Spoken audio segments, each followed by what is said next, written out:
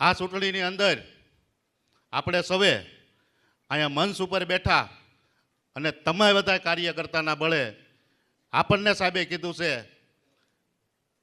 મોદી સાહેબે 400 પાર, તો 400 પાર તો થાવું.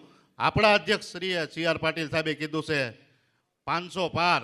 તો સાહેબ અહીંયા તમને ખાતરી આપી છે કે આ વખતે અમરેલી 500 પાર હશે, એમાં કોઈ શંકા નથી. બીજું કે ઘણું મને કહેવામાં દુઃખ થાય છે, પણ ના છૂટકે મારે કહેવું પડે. કોઈ પણ કાર્યકર્તાને, ભારતીય જનતા પાર્ટીનો કાર્યકર્તા ઊભો કરતા 10 વર્ષ લાગે, એ કાર્યકર્તાને તોડવામાં ખાલી 5 મિનિટ લાગે. તો આવી કોઈ પણ કાર્યકર્તાને તોડવાની કોશિશ ન કરે, કોઈ પણ ધમકી આપીને, કારણ કે કાર્યકર્તાની પાછળ અમે બેઠા છીએ. એટલે ભારતીય જનતા પાર્ટીના કાર્યકર્તાને ચિંતા કરવાની જરૂર નથી. ઘણાને ધમકીઓ આપતા હતા, આમ નહીં કરો તો આમ કરી નાખશો, આમ નહીં કરો તો આમ કરી નાખશો, આમ નહીં કરો તો તમને આમ કરશું, તમને પોલીસ. આ જિલ્લામાં પોલીસ છે ને, એની અમને ખબર છે કેટલી બધી અમારા તાકાત છે. એટલે પોલીસની ધમકી મહેરબાની કરીને કોઈ કાર્યકર્તા નહીં આપવું. અને કોઈ પણ કાર્યકર્તાને, આપણે પાર્ટીના કાર્યકર્તાઓ છે, આપણે કોઈ ખોટું કામ નથી કરવાનું, ખોટું કામ આપણે કરવાનું પણ નથી.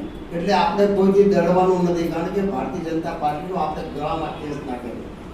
અને આજે જે ગઈકાલે દિલીપભાઈનો લગભગ તો બધી જગ્યાએ તમે જોયું કે કોંગ્રેસમાંથી કે આપમાંથી સવારમાં આવે, બપોરે એમને હોદ્દો મળે, બીજે દિવસે એમને કેબિનેટની મંત્રીના પદ મળી જાય, સંગઠનના પદ મળી જાય, ધારાસભ્યની ટિકિટો મળી જાય.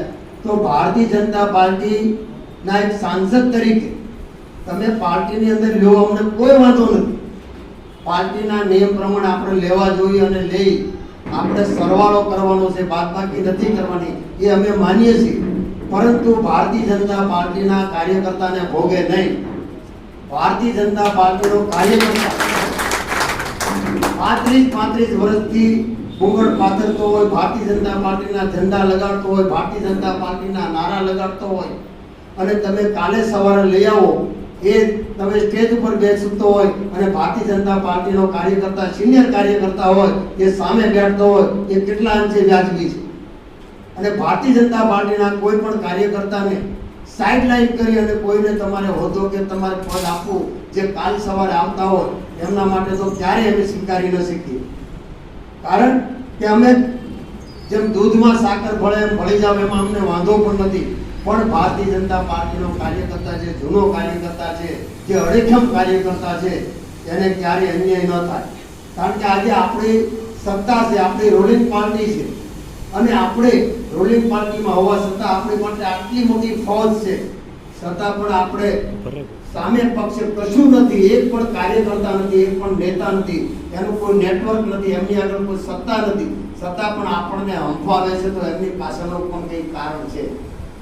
એમની પાછળનું પણ કંઈક કારણ છે કે આટલી મોટી આપણી પાસે વિશાળ કાર્યકર્તાઓની ફોજ છે, આપણી પાસે આટલી મોટી સત્તા છે, આપણી પાસે બધી જ વ્યવસ્થાઓ છે, છતાં પણ આજે વિપક્ષ આપણને હંફાવી દે ત્યાં સુધી આપણે ઇલેક્શનમાં આપણે જોઈએ છીએ. તો એની પાછળ આજે કાર્યકર્તા જે આ ઇલેક્શનની અંદર ખાલી અમરેલી લોકસભાની અંદર 1.5 લાખ મત ઓછા પડ્યા છે. અમરેલી લોકસભામાં 1.5 લાખ મત ઓછા પડ્યા છે. એનું કારણ છે કે મતદારોની નિરસતા, કાર્યકર્તાઓની ઉદાસીનતા, અને ઉદાસીનતા અને નિરસતા એટલા માટે કે આજે તમે જે કંઈ કરી રહ્યા છો એ પાર્ટીથી ખરેખર કાર્યકર્તાને નારાજ કરીને કરી રહ્યા છો. આજે આવડી મોટી ફોજ આપણી પાસે છે. ત્યાં આપણે 2019માં આપણી પાસે જિલ્લા પંચાયત નહોતી, એક પણ તાલુકા પંચાયત નહોતી, એક પણ નગરપાલિકા નહોતી, એક પણ ધારાસભ્ય નહોતો, છતાં પણ આપણે 2 લાખ કરતા વધારે મતથી જીત્યા હતા. 80,000 મત કોંગ્રેસના ધારાસભ્યોની લીડ કાપી અને આપણે 2 લાખ ને 1,000 જીત્યા હતા. તો આપણે 3 લાખ મતથી આપણે જીત્યા હતા. તો આજે આપણે આ પરિસ્થિતિ આપણે આવી છે, એની પાછળનું પણ કંઈક કારણ છે. સાહેબ, 3 વાર પાર્ટીએ મને ટિકિટ આપી, હું પાર્ટીનો આભારી છું, મને કોઈ રંજ નથી. પરંતુ તમે જે સિલેક્શન કર્યું છે ને, કે તમે અમરેલીને 23 લાખની વસ્તી અને તમે 17.5 લાખ મતદારોનો દ્રોહ કર્યો છે. ભારતીય જનતા પાર્ટીએ દ્રોહ કર્યો છે. દિલીપ સંઘાણી હતા, મુકેશ સંઘાણી હતા, ડોક્ટર કાનાભાર સાહેબ હતા, બાબુભાઈ ઉંધાણ હતા, હિરેન હેરપરા હતા, કેશુભાઈ નાકરાણી હતા, કેટલા ભારતીય જનતા પાર્ટીમાં મજબૂત ચહેરાઓ હતા. તો તમારે સામાન્ય એક જે વાત ન કરી શકે, ગુજરાતીમાં પણ એક ઇન્ટરવ્યુ ના આપી શકે, જે બોલી ન શકે એવી વ્યક્તિને તમે ટિકિટ આપીને ભારતીય જનતા પાર્ટીના કાર્યકર્તાને તમે દ્રોહ કર્યો છે, તેમાં મને કહેવામાં જરા પણ યતિશોક્તિ નથી. અને આવનારા સમયમાં સમગ્ર જિલ્લાના કાર્યકર્તાનો હું અહીંથી મેસેજ આપું છું સાવરકુંડલાથી કે તમારો નામચંદ નારાયણ કાછડિયા અત્યારે હજી પણ જીવે છે તમારી માટે અને ભારતીય જનતા પાર્ટીના કાર્યકર્તા માટે છેલ્લા શ્વાસ સુધી હું લડી લેવાના બોલું.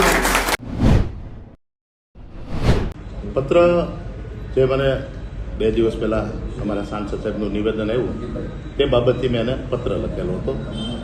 પત્ર મેં એ લખેલો હતો કે મેં આપને જ્યારે મને પદ મળ્યું ત્યારે મેં આપને થેન્ક યુ બોલેલો છું. પછી તાલુકા ભાજપ મહામંત્રી બન્યો ત્યારે પણ, તાલુકા પંચાયત પ્રમુખ બન્યો ત્યારે પણ, અને જિલ્લા પંચાયતની ટિકિટ મળી મને 2021માં ત્યારે પણ, અને જિલ્લા પંચાયતનો પ્રમુખ બન્યો ત્યારે પણ મેં હર વખત અમારા સાંસદશ્રીને થેન્ક યુ બોલેલો હતો. તે મેં પત્ર લખેલો છે. કારણ શું છે પત્ર આમ થેન્ક યુ બોલવા પાછળ? તો મારી પર આક્ષેપ લાગવામાં આવ્યો હતો કે ભરતભાઈ જે ઉમેદવાર લોકસભાના છે ને થેન્ક યુ બોલતા પણ નથી આવડતું, એ માટે મેં પત્ર લખેલો હતો. છેલ્લે આખરી વખત થેન્ક યુ એનો મતલબ શું? તો પત્રની લીટી આખરી કોલમ પૂરું થતું હતું એટલે મેં પાછું છેલ્લે લખ્યું આખરી વાર થેન્ક યુ, એટલે પત્ર માટે. બાકી એ મારા આદરણીય છે અને ગુરુ છે, હું એને માનું છું અને માનવાનો છું, એમાં કોઈ શંકાનું સ્થાન નથી.